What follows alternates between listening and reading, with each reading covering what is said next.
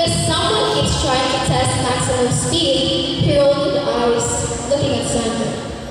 He said, "Please, just take it easy this time," he said. Then I replied, "No promises, guys, but thanks for keeping my plane in one piece." I said nothing on the radio. Just then, two flight attendants stepped into the cockpit, rolling their eyes playfully at me.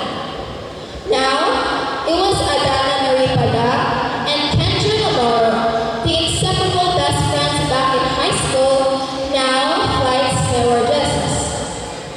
Adana said, "Captain, the passengers are seated, and now we're ready for takeoff. And also, please stop scaring the engineers. We actually really love this job," they said dramatically.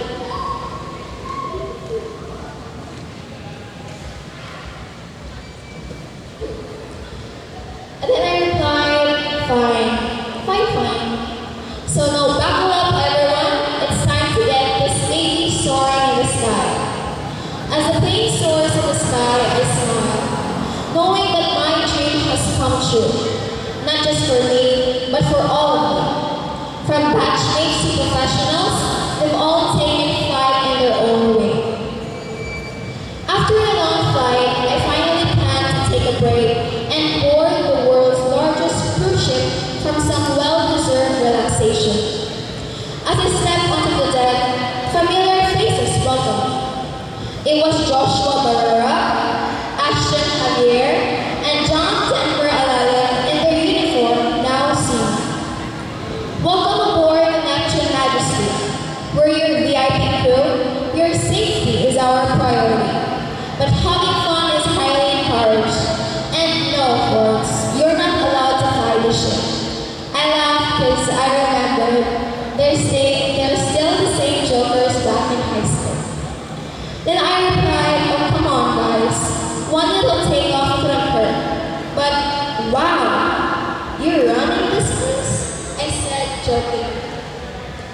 As I walked around, I heard the sound of live music coming from the grand ballroom. I followed the rhythm and saw two familiar faces on stage, faces that I wouldn't forget.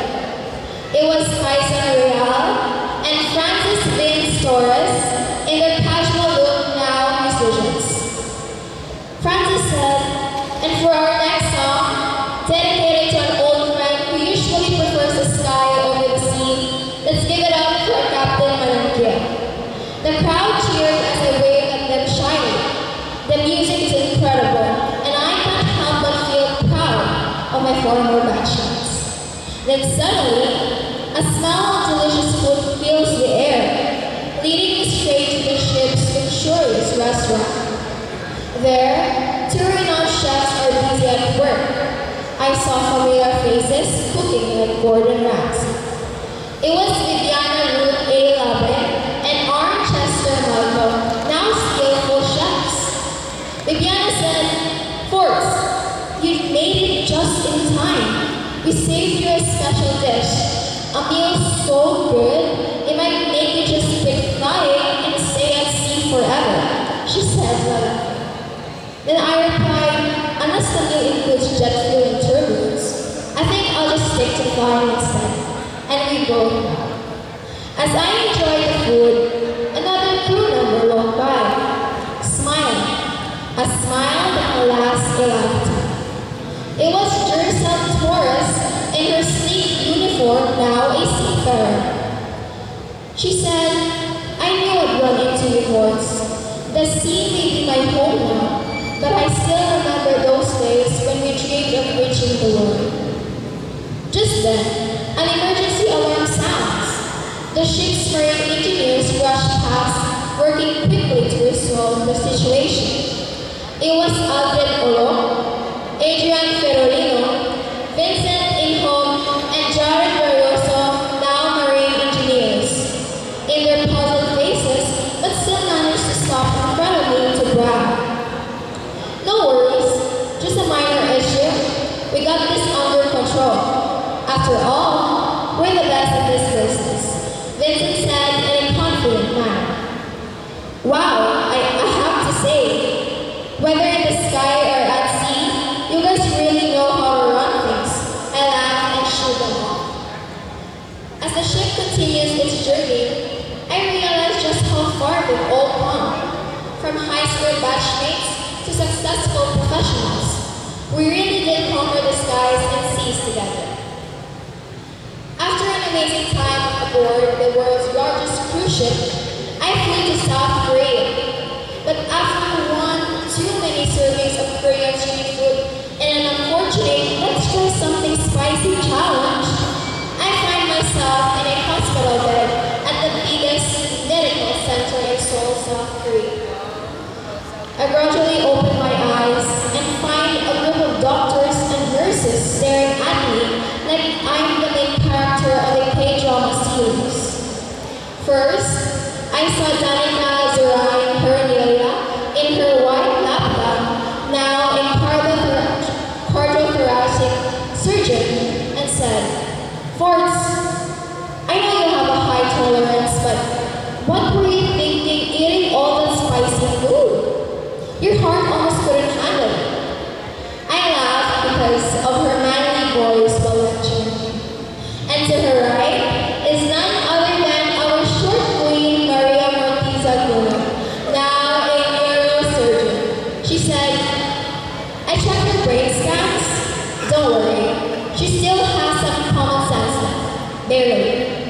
I laughed because I remembered her saying she would become a doctor in Seoul just so that she could see John Jungkook from BTS. Yadang asawa daw. Asawa daw niya. Then, MJ is also here too. Emmanuel John Aguilar, now a cardiologist, said,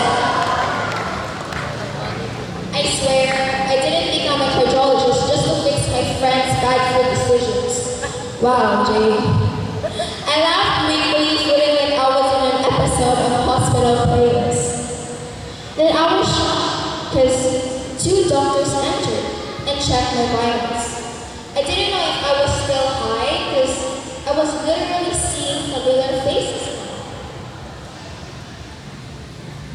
It was our not so mahiling girlie, Christina Guevara, and the mother of our batch, Mavi Duran. Both are medical specialists. Mavi said, "Well, good news, sports, you'll survive. But next time, please don't challenge yourself to spicy level 100 when you clearly can't handle it," Mavi said and her mother in lecture.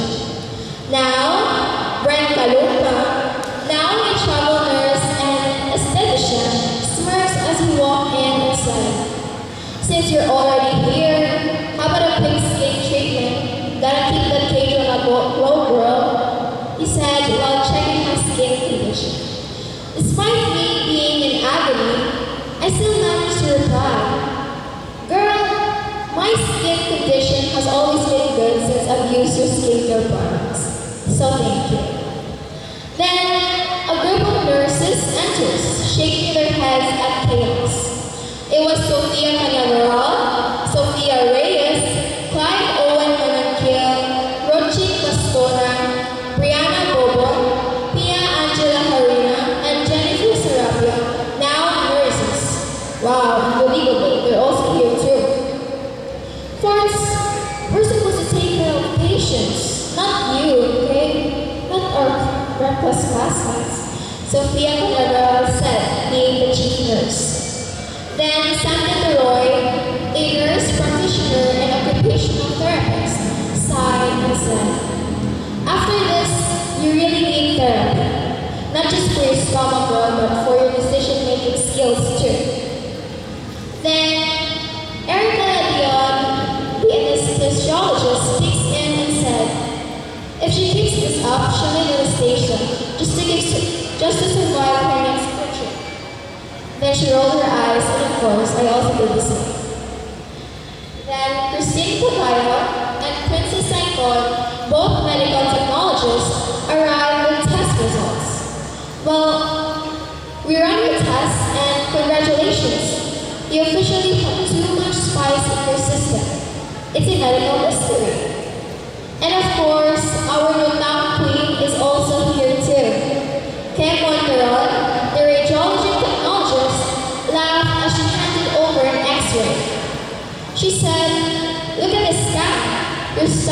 practically glowing from all that spice. Want a copy for your memories? She said while looking at me excitedly. Then Angela Katakutan and Lorraine Maraya, both pharmacists, entered with medicine in hand. Angela said, "Here, take this. Unless you want to spend the rest of your trip running to the nearest bathroom," she said while laughing. Suddenly, a strong, commanding voice echoes through the room.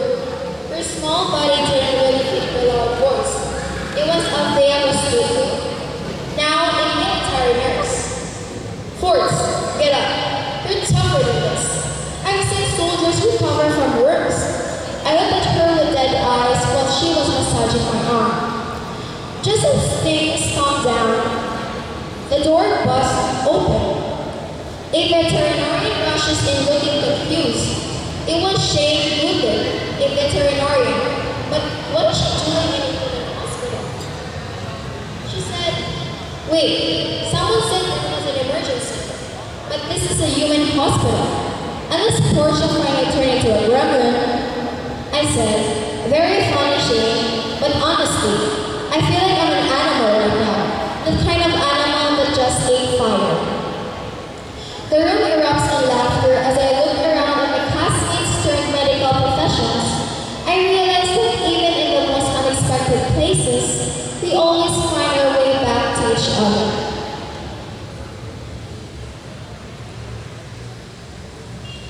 After a few months of traveling the world, I find myself back in my home country.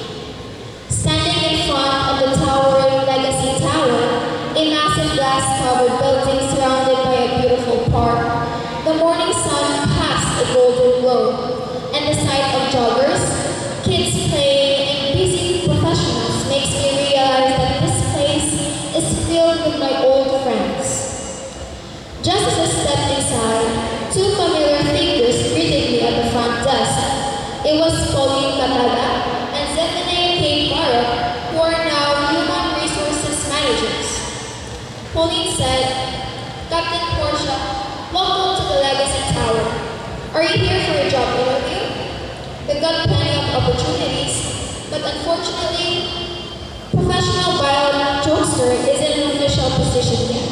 Pauline, "Oh, come on, guys. Guess I'll just stick to flying planes then," I said.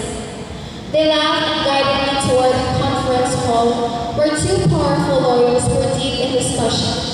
It was Jessica, Maria, and Kyra Corner in their suits who are now corporate lawyers, sitting at a sleek modern table with stacks of legal documents in front of them. They looked up and said, "Forts, you better not have crashed a plane into a building, or we'll be charging you on our premium rate." Jessica smirked as she told me so. "Relax, guys. I parked it legally. I even used my turn signals, unlike some drivers I know." They rolled their eyes at me checkily. Then across the room, Faisa Arboleda, a psychometrician and lawyer, observing them carefully, arms across. She said, "Wow, based on the psychological assessment, you are still a chaotic force of nature. Diagnosis, which is incurable." She joked with a serious face. And I replied, "And I'm proud of it, but thanks to the free therapy session class." They share a laugh as I continue exploring the building. Near the wellness center, I spotted two professionals in white coats